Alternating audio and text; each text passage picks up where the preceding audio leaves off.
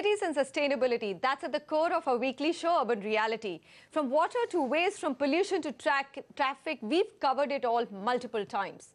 Now, as we come close to 2018, we're moving the conversation and the debate from the policy front, from the government action or lack of it front, to the citizens. How do we, the people who inhabit the cities, make our cities better? How do we break our own terrible habits and go that extra mile to make a lifestyle change? And more importantly, how do we step up our civic engagement, our engagement with local authorities to drive change? The bottom line is, for most of us, it's always someone else's problem or the government's to solve. Today on Urban Reality, let's speak to some passionate citizens on how do we make every little thing that bugs us our problem to solve in 2019. Joining me on the conversation are Shaina NC, BJP spokesperson, also V. Ravichandar, civic evangelist, advocate Gopal Shankar Narayanan, Dilip Cherian, image guru and founder of Perfect Relations. Thank you very much, all of you, for joining me. I think before I start, let me just remind all our viewers of what's happening around our big cities. Now consider this, 14 Indian cities are amongst the world's 20 most polluted according to WHO. Now this is a figure which has of course made the headlines throughout the year. Most Indian cities are facing a serious waste crisis. About 1.5 lakh tons of waste is generated every day and less than 30% is treated. 70% goes to landfills which have become so huge that they are actually called urban mountains and they repeatedly do catch fire as well. 21 major cities, including Delhi, Bangalore and Hyderabad, are expected to run out of groundwater by 2020. And this is going to affect access to water for 100 million people. And this is a Niti Aayog report. And finally, look at our traffic conditions. 3 Indian cities find their way into the top 10 list of worst traffic conditions in the world. Mumbai, Pune and Kolkata. Traffic congestion during peak hours in 4 major cities, which is Delhi, Mumbai, Bangalore and Kolkata, cost the economy 1.47 lakh crore annually, according to BCG. All right, so lots to talk about. Mr. Ravichandar, you've been a civic evangelist now for over 2 decades. How will you rate? I mean, have you seen an increase in the rate of people's engagement with these issues in your own city? And of course, other cities that you're working with, people willing to change their own behavior and work with the community to bring about a change? Most certainly, Manisha. My own experience, both with Bangalore and some of the other cities that I've worked with, specifically Chennai and Pune, I have found that the level of civic engagement is at significantly higher levels than ever before. In fact, for example, if you take a city like Bangalore, I'm quite fond of saying, we have a huge share of our problems, but the people per capita who are working on civic issues, working with the system, working in the RWAs, is at an all-time high. So one senses that citizens want to figure out how to go ahead and fix the city with or without the cooperation of the authorities. And I think that's, for example, just to give you an example, in Bangalore, the lake movement, I mean, I know Bellandur is a big problem, but if you see some of the other lakes like Puttanhalli, they've all been revived predominantly with citizen efforts. All right, so you're saying that Bangalore, Pune and Chennai, all the 3 cities that you work in, you actually see an increasing level of civic engagement. Mr. Dilip Cherian, can we say the same for Delhi? I mean, honestly, I look around, despite being the closest to the political seat and political power, I find that the civic engagement here and citizens' own sense of responsibility towards any of the issues we've spoken about is pretty poor. Manisha, there are 3 reasons why this is happening. One is that in Delhi, everybody is disconnected from their neighbor. The RWA movements are just about getting off the ground as far as mobilization of citizens for positive things is concerned. They're always there to ask for other things. The second thing is that precisely because of the reason that you mentioned, because government is so big in Delhi, there is this happy attitude that everything must be part of the criticism of government. So citizens are quite happy to get together to berate and abrogate their own responsibilities and push it on to somebody else. So that's another attitude. And the third thing is that almost anything in Delhi becomes political quite quickly. So people take sides, people decide that this is good because so and so has decided it, and this is bad because so and so has opposed it. So I think that these 3 reasons would explain why civic engagement, involvement in a positive sense is pathetically low in Delhi. But do you believe that in other cities is better? Or at least let me then go to Gopal and find from him. Gopal, It is better because, okay. for example, this morning I spoke to a cousin of mine in Cochin and we were talking about the floods, and he said, look, it is amazing what the young people of Cochin actually worked during that period of time. He says, aside from all class, all caste, all religious and all kinds of other affiliations they had, they came together, and he says they're still continuing well after the floods to make sure that the changes that had been suggested are actually implemented in and around those cities. So I think it's probably different in other cities. So is it really a North India problem, Gopal? I mean, lawyers such as you have actually fought or filed PILs. Look at the pollution levels in Delhi. And despite the Supreme Court ruling on limited fireworks, the city really didn't stop. So is it just a North India, Delhi-centric sort of a problem? And you believe that citizens in other big cities of India are far more involved in the governance process? Well, I think Delhi has this peculiar problem, Manisha, about its governance.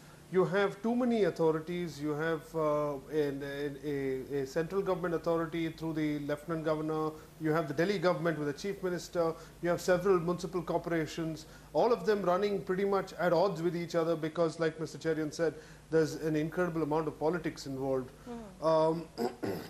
The citizen engagement, I don't find it discouraging in Delhi. There is a reasonable amount of it. The only thing is, very often I find the citizenry, despite the enthusiasm, their level of actually coming out and doing something about it is occasionally only limited to, you know, social media exchanges which try to build social movements. Bangalore, I think, is a good example, as is Cochin, of places where citizen movements have made a huge difference, particularly with reference to waste management and medical assistance. These are things on which citizen movements in other cities have done well. But the apathy that I find among Delhi residents, I think, is not limited to Delhi alone. We have seen that in many other cities. Bombay is facing a severe crisis, both as far as air and green cover is concerned. And I'm surprised that a city which has been so much at the forefront of everything that's dynamic and beautiful is now being plagued by serious environmental issues when trees are just being lopped and mercilessly brought down in the name of metro construction and metro car depots and things like that. Despite all this, one must understand that it is important for citizenry today to understand that they form part of the fourth estate with all the social media we have. Right. So that's an avenue they should be using to much greater effect. Okay, Mumbai. So then let's go to the lady on the panel, Shaina NC. Shaina, Mumbai now, we keep talking about the indomitable spirit of Mumbai. Every time, you know, the city is flooded, people do step up, come out to help each other. But I'm just looking at the entire waste segregation efforts which are happening. It's not been easy. I mean, getting the BMC and the citizens to work together hasn't been always extremely easy. Just, do you believe that right now, what is really required is citizens to work very closely with municipal authorities? That is a model which needs a lot more working upon. Yes, I think that it's high time citizens only sit and criticize and talk about how bad the situation is. They need to step in as well vis-a-vis the administration. In Mumbai, we've been fortunate to see many such movements which have worked, which is people's participation, whether you take the beach cleaning of Versova Beach done by Afroz Shah and the BMC, or Chinu Katwara and the BMC at Mahim Beach. So there have been movements like that, but I think the larger movement that we really need to be talking about now is not just water conservation, which is a must given in schools, colleges, and so that the education process starts right at the bottom, but more important, the ban of using plastic, which our state government has done, which in itself is a big step towards a positive environment. We do know that in a city like Mumbai, you have a concrete jungle at one end, and there's been a huge fight to keep our green spaces alive, and we've had people's participation there too. Our forest minister Sudhir Mungantiwar has done a fantastic job in plantation of trees, over 3.5 crore trees in and around Maharashtra. So I think that if people participate with the government, there are lots of things that can actually make a sensible difference. So like for example, when Devendra Fadnavis talked about banning plastic, there was a lot of resistance, but the people of the city have participated and supported. So I think that government on its own cannot do everything. People's participation is a must, and it's all very well for us to sit on the fence and criticize and say this should be better and that should be better, but how many of us really segregate our own garbage? How many of us believe that, you know, our buildings can have rainwater harvesting as has been done in Chennai? So there are lots of learnings from lots of parts of this country where we need not be the skeptical, as I always like to say, are you part of the problem or are you part of the solution? Moment we highlight this, a lot of people will realize it's good to be part of the solution sometimes rather than just constantly critiquing on the problem. Okay, so we'll come back to topic by topic, what are some of the things that we can be doing or should be doing better. Mr. Ravichandran, we did a couple of weeks ago, I know that you said that you are seeing unprecedented level of citizen engagement today in a city like Bengaluru. Yet when you look at some of the big problems that are facing the city, even something like a traffic, unable to bring about that behavioral change in people. And we keep saying that, you know, that's because there aren't enough policemen who are actually policing the city. That's always going to be a chicken and an egg situation, isn't it, in a country which is so populated, to have actually enough monitors of our behavior? The leadership and the bureaucratic administration needs to really invest time and effort in behavioral change on the ground. So for example, in the context of waste management, if the leadership embraces the idea of segregation at source, currently I think Bangalore has about 35 to 40%, it's possible to increase that. So when you come for something like traffic, for example, from a citizen point of view, I think the biggest problem really is we don't have respect for the law of the land. So you find people jumping signals, you find two-wheelers on footpaths and the like. So citizens need to develop a respect for law of the land, and the law of the land needs to be pretty brutal in terms of applying the law when such violations happen, if we are to move ahead. So this is important for both parties to do their bit for this to happen. The other point I just wanted to mention, for example, if you look at, see, a lot of citizens get bogged down also by having to fight the system, because the system often comes up with ideas that a lot of people feel is not the right one for the city. So for example, Bangalore had the steel flyover bridge, and about the citizens for Bangalore got over 6,000 to 8,000 people on the streets to protest about it, and finally it was shelved. Now you can't get people out day after day to keep protesting. You can get them once in a way. So it actually would help the citizenry if you had a more enlightened leadership and bureaucratic administration that worked in partnership with citizen groups and citizen movements, because all of us want the same thing. We want a cleaner city, we want traffic that moves faster and safer, we want non-polluted lakes, and to my mind, such partnerships, there are examples of it working, but we need to find ways to scale it up. We simply just don't have enough of them, looking at the, you know, humongous problem that our cities are facing. And we are still talking about India's top cities, which probably have the highest level of education, at least concentrated at the top.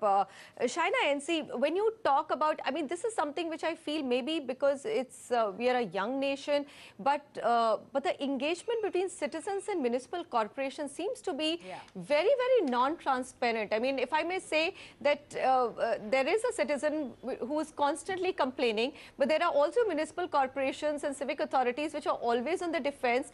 Plans are made without enough participation with the citizens. So has the government thought about things like that? How do you actually engage citizens more in any kind of planning and actual implementation?